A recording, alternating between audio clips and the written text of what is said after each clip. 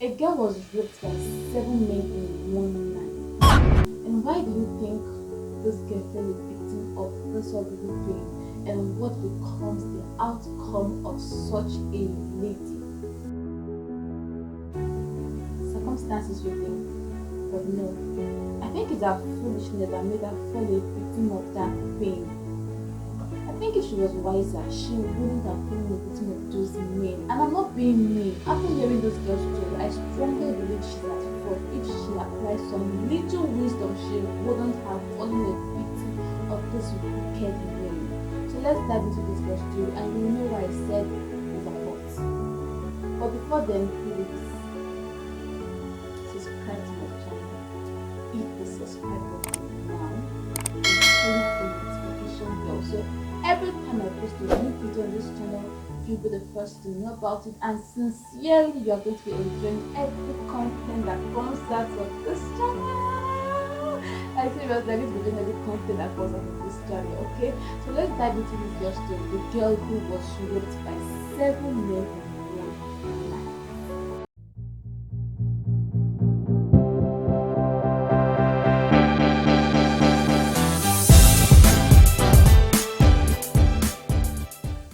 Welcome back to my YouTube channel. The name of this lady is Precious, the girl who was raped by 7 men in one night.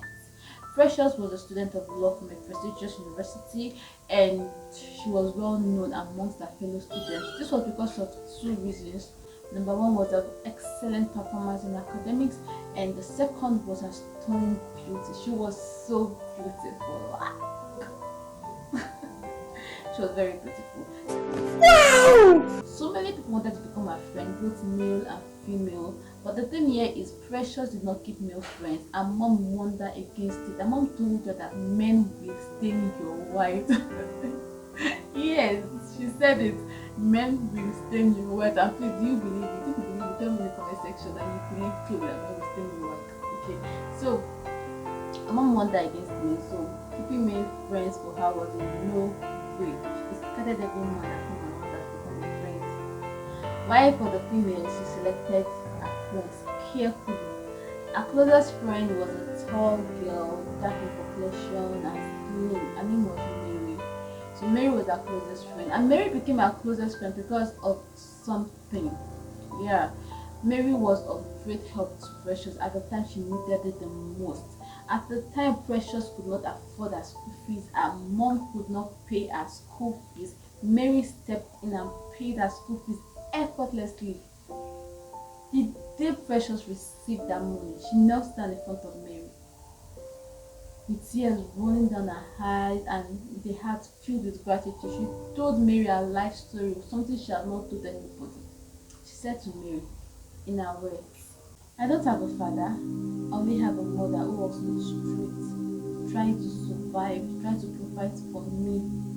Since when I was a child, I always asked my mother who my father was, but she never told me. Up to date, I still don't know who the man called my father is. I feel so pain about it, and I feel very ashamed when I'm amongst other fellow students and they talk about the father, and I myself cannot even say who the father is. Talk not talking about him. This is my secret, a secret I've never told anybody. Mary, and that was it. So Precious was the lady who did not know her father. She grew up with her mother, and this is what only one person knew, Mary. Mary kept the secret, and Mary kept giving Precious money. Mary came from a very wealthy family. Her father was an engineer, her mother was a doctor, her brothers were living outside the country, so money was always coming to her. So she kept giving Precious money. While Precious, on her own head, made sure that Mary did not fail any course in school. However, Mary had a secret life that nobody knew about, even Precious did not know. But as time went on, Mary introduced it to Precious. And Precious refused at first. She said no, she wasn't going to do it. But Mary kept begging her, pleading with her, and Precious felt she was indebted to Mary. She felt that Mary was going to be better to her, and this one thing Mary begged her for, so she accepted Mary's proposal. even introduced her to a male friend who was so interested in her, Nelson. Sincerely, Precious did not want to accept this guy into her life, knowing that men will stain your white, what her mother always told her. But because of Mary, she accepted Nelson. She got into a relationship with Nelson, and Nelson was so much of a sweet guy. Precious was in love, like she fell for this guy. In fact, the ideology that men will stain your white left her after meeting Nelson. Like she was so amazed. The butterflies in her stomach kept on flying. The blushing was a constant thing. The smiles was always there. Nelson was just so sweet. And one day, Nelson asked her to come over to sleep over in his place. This is what Precious have never done in her entire life. She has never slept in a guy's place. So she was scared about it. She told Mary, Nelson's asking me to come over. And Mary told her to go. She will have so much fun. Like, try to encourage her, so that you can go, you will enjoy it. Precious decided to go because Mary said she should go. So she went to meet Nelson, and Nelson received her in a very special way with a flower and everything you can think about special that a guy can do. So Nelson welcomed Precious, and he took her into his room. At first, Precious was not so comfortable. She was like, let's stay in the sitting room. But Nelson said, no, I want some privacy with my baby. Men can be so romantic. So Precious went into the room with Nelson. While she sat down on the bed, smiling, blushing, the butterflies in her tongue were just flying. She was so happy. Nelson locked the door. At that moment, Precious felt very uncomfortable. She said to Nelson, why are you locking the door? And Nelson responded with this romantic voice, baby, I want some privacy with you. So Precious smiled again, like the smile was reinforced. She took it in, and I was like, okay. So they got talking, they were talking. Precious was so happy. She was actually eating when she was doing all those gist. Nelson got her very delicious meal, so she was enjoying herself. So while she was just talking and gisting with Nelson, the bedroom door opened, just like that. She was scared. She kind of, shit, because she knows very well that she was not in a Nigeria horror movie where the door was just looking like that. So she turned to look at the door, and she saw men wearing only boxers coming out. She quickly held Nelson, telling him, can you see this man? Can you see this man? Because she was going to think she was seeing some ghosts. But Nelson did not respond to her. In fact, Nelson pushed her away. Running. Why are you running? And 6 men came out from the bedroom. 6 men putting on only boxers came out. And one of them said to her, this girl is fine. You carry front, you carry back. Only you. Another man said, we are about to have some fun. Precious was not understanding. She turned to Nelson. Nelson, what's happening? Nelson did not say anything to her.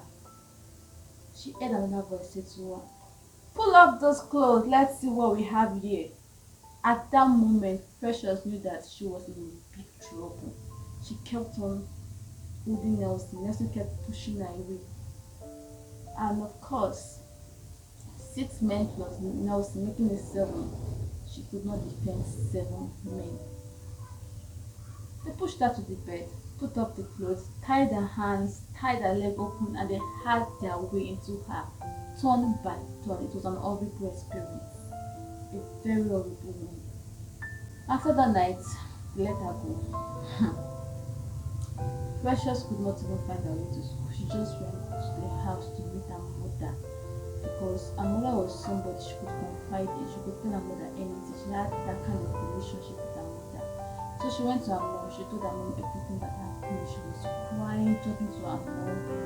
And surprisingly, her mom's face was void without emotions. Like her mom did not even shout or scream, or that kind of shock you expect your mother to have when hearing such a bad news. Her mom did not have any of those shock or attitude, which got Precious surprised. And she asked her mom, "Mom, I don't understand. Are you not shocked with what I'm telling you?" Her mom responded, "Do you know your father?" Precious shook her head. Her mom asked again, "Do you want to know your father?" Precious nodded her head. But then her mom said to her, "I'll tell you about your father after we come to the hospital because you need some treatment at this moment." So they went to the hospital. And when they got to the hospital, the doctor was so shocked hearing the whole story that Precious told her.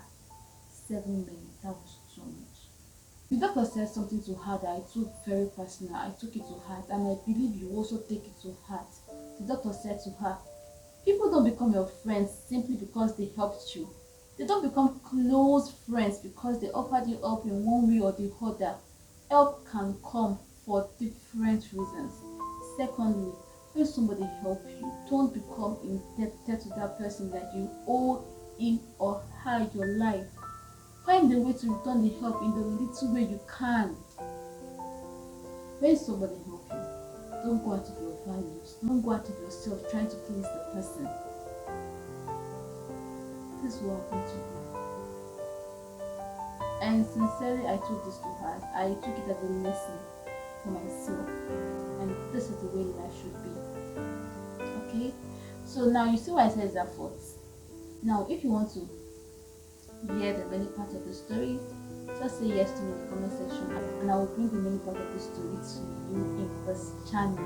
So until then, please, if you enjoyed the story, why not give it a thumbs up and don't forget to subscribe to this channel. At this point, I will say this is the end of the story, unless I get some yes in the comment section, then I'll bring the many part of the story. The most important thing is she put in a good lesson. Help does not translate to friendship. Not everybody should become your friend. That's the truth, okay? So see you in my next video. I love you.